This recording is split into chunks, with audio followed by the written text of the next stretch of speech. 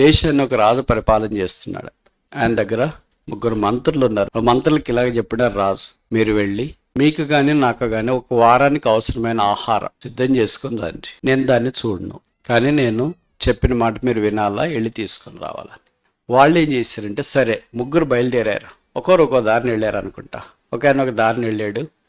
మంచి శ్రేష్టమైన ఆహార పదార్థాలు, మంచి చేపలు, పచ్చళ్ళు, దొండకాయ, గోంగూర, పచ్చిమిరపకాయలు అన్నీ సిద్ధం చేసుకున్నాడు. ఒక పెద్ద జార్లో బాగా పెట్టుకున్నాడు, వచ్చేసాడు. ఇంకొక ఆయన ఏమనుకున్నాడంటే రాజు చెప్పినాడు కానీ రాజు చూస్తాడేంట్రా అని ఏం చేసాడంటే ఏదో ఆకులు అల్లములు లాంటివన్నీ ఆ పాత్రలో నింపుకొని గడ్డి దాన్ని తెచ్చాడు.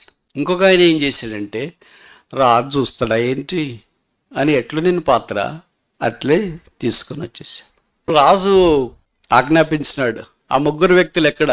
చిత్తం మహాప్రభు, మీకు అప్పగించిన పని చేసారా? చేసామండి. నేను చూడగాని మీరు చేసిన పనికి మీరే బాధ్యత వహించాలా. మహారాజు చిత్తము. ఎవడక్కడ? చిత్తం మహాప్రభు. వచ్చినాడు ఒక సైనికుడు. ఈ 3 తీసుకొని ఒక్కొక్క చెరసాల గదిలో బంధించున్నాడు. వారికి ఏం ఆజ్ఞాపించినాడంటే వారం రోజులు మీరు మీ పాత్రలు ఏం తెచ్చుకున్నారో అదే తిని బతకాల. రాజు యొక్క భోజన బల నుండి మీకు ఏమీ ఇవ్వబడదు. ఇదే మీ నమ్మకత్వానికి పరీక్ష. ఇప్పుడు మొదటివాడు, రెండోవాడు, మూడోవాడు వాళ్ళ గదుల్లో ఉన్నారు. మూడోవాడు అనుకున్నాడు ఎంత పొరపాటు జరిగిపోయింది, వారం రోజులు పస్తుండాల్సిందేనా.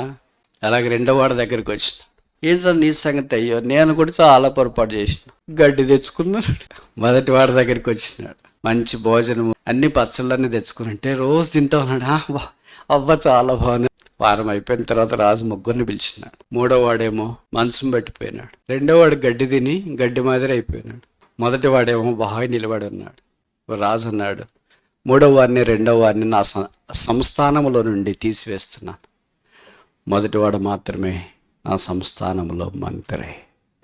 పరలోకపు రాజు అయిన యేసుప్రభు వారు కూడా మనకు అదే పని అప్పగించారు.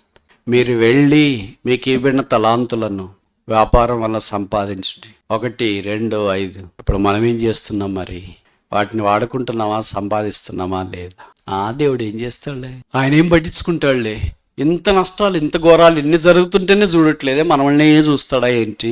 పరలోకపు రాజు అయిన ప్రభుత్వం మనం ఎలాంటి వాళ్ళం? మొదటి రకమా, 2వ రకమా, 3వ రకమా? అసలు మన రకమే లేదా?